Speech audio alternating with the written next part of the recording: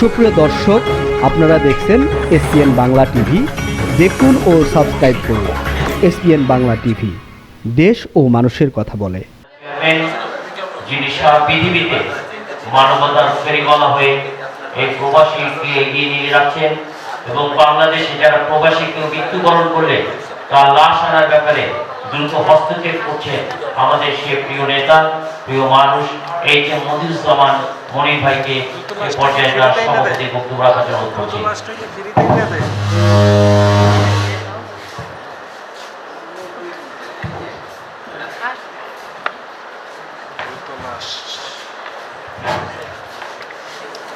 বিসমিল্লাহিররহমানিররহিম।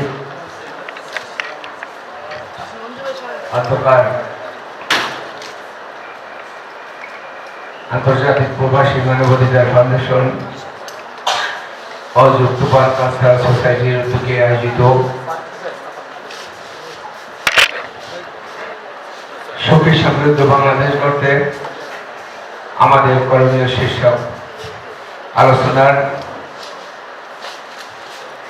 আজকে অনুষ্ঠানের সম্মানিত প্রধান অতিথি,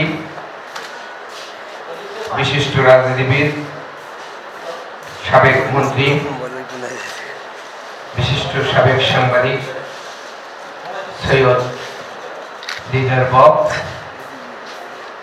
আমাদের মাঝে উপস্থিত আছেন ঢাকা বিশ্ববিদ্যালয়ের প্রফেসর হামিদা খানম, উপস্থিত আছেন বিশিষ্ট নারী নেত্রী আনোয়ারা বেগম নিপা, আমাদের মাঝে উপস্থিত আছেন বিশিষ্ট গবেষক মোহাম্মদ আবুল কাশেম সহ বিভিন্ন প্রেস ক্লাব, রিপোর্টার্স ক্লাব সহ বিভিন্ন সংগঠনের নেতৃবৃন্দ, উপস্থিত আছেন শিক্ষাবিদ, নারী নেত্রী, গবেষক, মানবাধিকার কর্মী এবং বিশেষ করে আমার সামনে উপস্থিত রাজপথের লড়াকু সৈনিক, কলম যোদ্ধা, হৃদয়ের স্পন্দক সাংবাদিক বৃন্দ।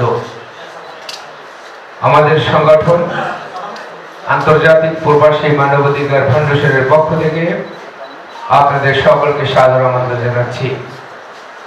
প্রিয় নেতৃবৃন্দ, ইতিমধ্যে যারা স্বনামধন্য ব্যক্তিবর্গ বক্তাগণ বক্তব্য দিয়েছেন, তারপরও আমার কোনো কথা সাজে না, তারপর আমি দুটি কথা বলে আমার বক্তব্য শেষ করব। কেউ স্মরণ করবে না, তাহলে আমার মৃত্যু, আমার জন্ম সম্পূর্ণ বৃথা। তাই শুরুতেই আমি বলতে চাই, আসুন মানবতার কল্যাণে, মানুষের কল্যাণে, শ্রেষ্ঠ জীবের কল্যাণে স্মৃতি হিসেবে এমন কিছু কর্ম রেখে যাই যেন মৃত্যুর পরে মানুষ আমাদেরকে স্মরণ করে। প্রিয় উপস্থিতি, আপনারা জানেন আমাদের দেশের ভবিষ্যৎ নির্ধারণ করার জন্য সামনে আমাদের নির্বাচন। জাতির ক্রান্তি লগ্নে আমরা সুন্দর নেতৃত্ব বাছাই করে আমরা ভোটাধিকার প্রয়োগ করব। আসলে জনগণের ভালোবাসা পেতে হলে জনগণের স্বার্থে কথা বলতে হবে।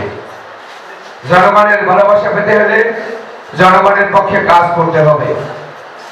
আসুন জনগণের পক্ষে কথা বলি, জনগণের পক্ষে নিঃস্বার্থভাবে কাজ করি। জনগণ যদি মনে করে কোনদিন ভোটাধিকার প্রয়োগ করা দরকার, তখন আমরা জনগণের ধারে ধারে গিয়ে হাত পা তোলার প্রয়োজন হবে না। আপনার কর্মকাণ্ডগুলি ভালো হলে, মানুষ শুনতে পেলেই, কোন নির্বাচন আসলে স্বেচ্ছায় খুশিতে আপনাকে ভোটাধিকার প্রয়োগ করে আপনাকে নির্বাচিত করে নেতা বানাবে। এই মুহূর্তে সকল প্রকার বাধা বিপত্তি পেরিয়ে দেশকে এগিয়ে নিতে আমরা বাংলাদেশের সকল আপামর জনগণ এগিয়ে যাব। আসলে স্বাধীনতার পর থেকে বাংলাদেশকে বেগুনের ক্ষেত কত রাজনীতিবিদরা ব্যবহার করে আসছেন।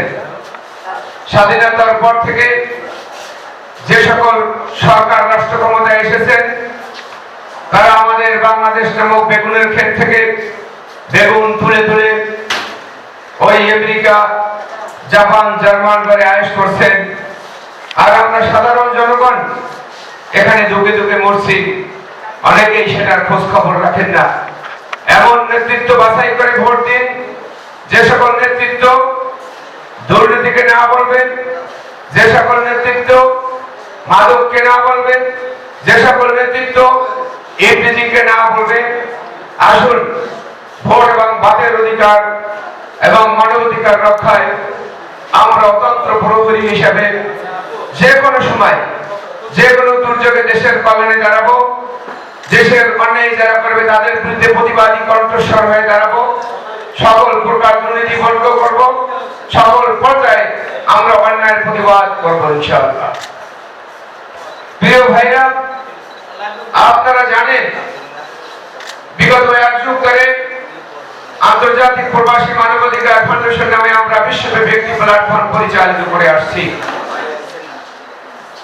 আমাদের বাংলাদেশে যে সকল প্রবাসীদের সমস্যাগুলো, সেই সমস্যাগুলো সমাধানের জন্য আগামীতে যে সরকার ক্ষমতায় আসবে তারা যেন প্রবাসীদের সমস্যাগুলো সমাধান করে এবং বিশেষ করে যে সমস্ত প্রবাসীরা বিদেশে মৃত্যুবরণ করে, অদূর বিভিন্ন রাষ্ট্রে ভিজে পড়ে থাকে, তাদের মৃতদেহগুলো যেন 24 ঘন্টার মধ্যে আমার বাংলাদেশে আসে।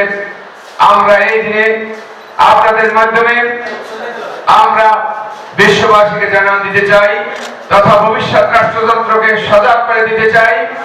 আমাদের ভোটাধিকার করার ক্ষমতা আছে। আমরা 2 কোটি প্রবাসী, সকলের একজন স্ত্রী আছে, ঘরে সকলের ঘরে একটি সন্তান আছে, তাতে করে আমাদের 6 কোটি প্রবাসী আমরাও ভোটাধিকার প্রয়োগ করার সুযোগ পেয়েছি। অতএব আমাদের অধিকারগুলি বাস্তবায়িত না হলে আমরা ভবিষ্যতে রুখে দাঁড়াবো। আশা করি রাষ্ট্রযন্ত্র যেই থাকবেন প্রবাসীদের অধিকারগুলো বাস্তবায়িত করবেন। আর যেন কোনো প্রবাসীর লাশ ওই বিদেশে ফ্রিজে পড়ে না থাকে। প্রিয় উপস্থিতি, আসুন আমরা মানবতার কল্যাণে স্মৃতি হিসাবে কিছু ভালো কর্ম করি। মানুষ যেন মৃত্যুর পরে উপকারভোগী ভুক্তভোগী মানুষগুলো, পরিবারগুলো আমাদের কবরগুলো খুঁজে খুঁজে জিয়ারত করে আমাদের জন্য দোয়া করে। এটাই হবে আমাদের জন্য পরম পাওয়া, চরম পাওয়া। সকল নেতৃবৃন্দ সহ ভবিষ্যতে সুন্দর রাজনীতি চর্চা করার জন্য, বাংলাদেশকে এগিয়ে নেওয়ার জন্য অন্যায়ের প্রতিবাদী কণ্ঠস্বর যে রাষ্ট্র ক্ষমতায় বসবেন তারা যেন প্রবাসীদের অধিকারগুলি বাস্তবায়িত করে, ন্যায় বিচার প্রতিষ্ঠা করে, ইফটিজিং বন্ধ করে, দুর্নীতিকে না বলে। আমরা যদি দুর্নীতিকে বন্ধ করতে পারি তাহলে জাপান, জার্মান, আমেরিকা আমাদের বাংলাদেশটা একটি সুন্দর স্বর্গরাজ্যে পরিণত হবে। আসুন সবাই ভালো থাকুন, ভালো রাখবেন, ভালো থাকবেন। আসসালামু আলাইকুম ওয়া রাহমাতুল্লাহি ওয়া বারাকাতুহু। সবাইকে সামনে তাকাবো, দাঁড়ি ভাই।